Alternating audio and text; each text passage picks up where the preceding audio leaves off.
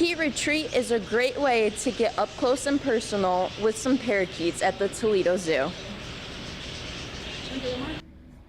Some people would rather buy their strawberries from the stands, but others like to come and pick them.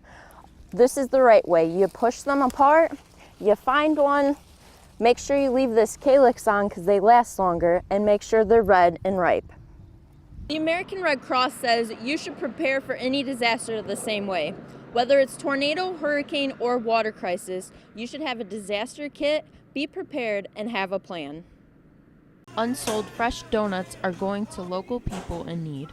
Bowling Green's Stimmel's Market makes donuts every morning, and it donates any leftovers to a food pantry.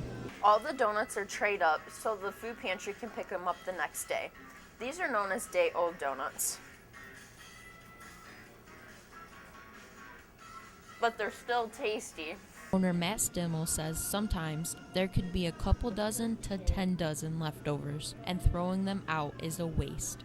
We didn't want to just throw the donuts out each day, which lots of restaurants and bakeries and things do that kind of thing, and we that's just terrible to do. There's people out there that need food. Bowling Green Christian Food Pantry bags the leftovers for their visitors. Shirley Wasner says she's glad places like Stimmel's donates leftovers. It helps the less fortunate. And I can't see something like that going to waste when we have people that can use it. You know, we feed people that are less fortunate. They can't afford to buy donuts because it's a luxury. Stimmel's has been donating every day for 8 years. They will continue to donate because it helps the community. Carrie Brittson reporting.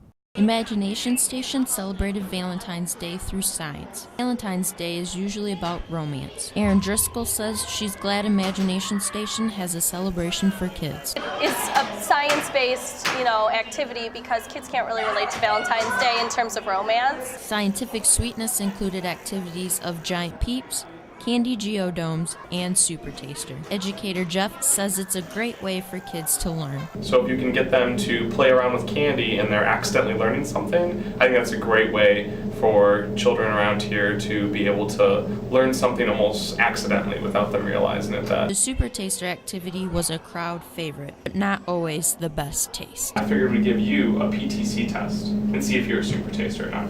So go ahead and just take that. You're going to place it on your tongue. And if you taste it gross, bitter tasting, then you are part of the small percentage population that are super. Nothing? Nope.